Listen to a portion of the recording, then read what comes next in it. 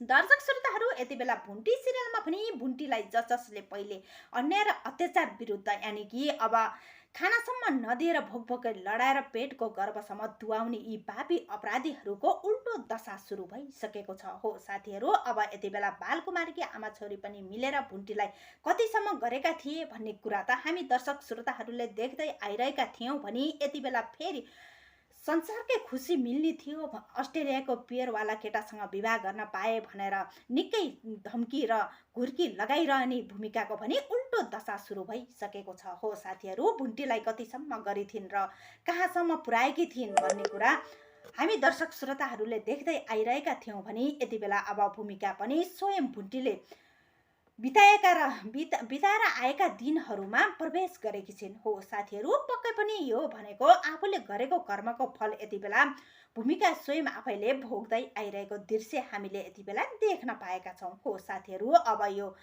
यसमा हात भनेको अब आफ्नै आमा बालकुमारीको पनि ठुलो हात रहेको छ भने आफ्नै आमाले सिकाएको संस्कार पनि यति बेला भूमिकाको जीवनमा यानि कि जीवनमा लागू भएकै कारण यति बेला अब यो कर्मको फल यति बेला भूमिकाले भोग्नु परेको हो। साथीहरू, अब एउटा काम मात्र बिगारिन् भनेर ढिलो गरे भने पनि अब यति बेला आफ्नै आमाजु दिदीले झापड हान्दै लौरो लगाउँदै बेलामा यानि कि अब भोक बोकै खानासम्म नदिएर राखेकी छिन्। हो साथीहरू, अब सासु पनि त्यस भूमिकालाई अब यस घरमा म बस्न सक्दिनँ भन्ने लागेर अब भूमिका जब त्यस घरलाई छाडेर आफ्नो कोम्लो कुटुरो र आफूलाई विवाहमा टिका लगाइदिएको पैसा लिएर हिँडेकी थिइन्। अब यसै क्रममा यता आफ्नै सासु र आमाजु दिदीले थाहा पाएका हुन्छन् र बाटोमै समातेर लछार पछार गरी 2-4 झापड हानी घरमा लगेर लौरो लगाई अब यसरी जाने हो भने अब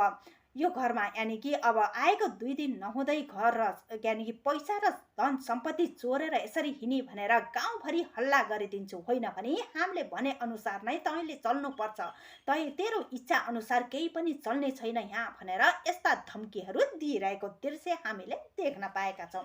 हो साथीहरू, अब आफ्नो श्रीमतीमाथि यस्तो कुटपिट हुँदासम्म श्रीमान भनी केही पनि बोलेका छैनन्। हो साथीहरू, पहिला भूमिकाको बोलीमा ललित भएर यानि कि मिठा मायाका कुराहरू गर्ने ती युवक यानि कि अहिले श्रीमानमा यानि कि श्रीमती बनाएर भूमिकालाई त्यस घरमा भित्राएपछि अब भने कुनै साहस छैन, यानि कि भूमिकाको बारेमा कुनै पनि कुरा विरुद्ध केही पनि बोलेका छैनन् भने बोल्न पनि चाहेका छैनन्। हो साथीहरू, आफ्नो आमा र दिदीको इसारामा नाचिरहेका छन् भने अब बारम्बार आफ्नो रूप र रङ फेरिरहेका भूमिकाका श्रीमानले अब के गर्छन् होला त भूमिकालाई। हो साथीहरू, अब माइतमा जाँदा संसारकै धेरै माया दिएको जस्तो अनुभव दिलाउने र सबैको सामु देखाउने र घरमा आएपछि आमा र दिदीले भनेको अनेकौं कुरामा केही पनि अस्वीकार गर्न नसक्ने र कुटपिट गर्दासम्म हेरेर बस्ने अझै सबै यानि कि अब दिदीले भने अनुसार नै तिमीले गरेको भए त पिटाइ खानै पर्ने थिएन भनेर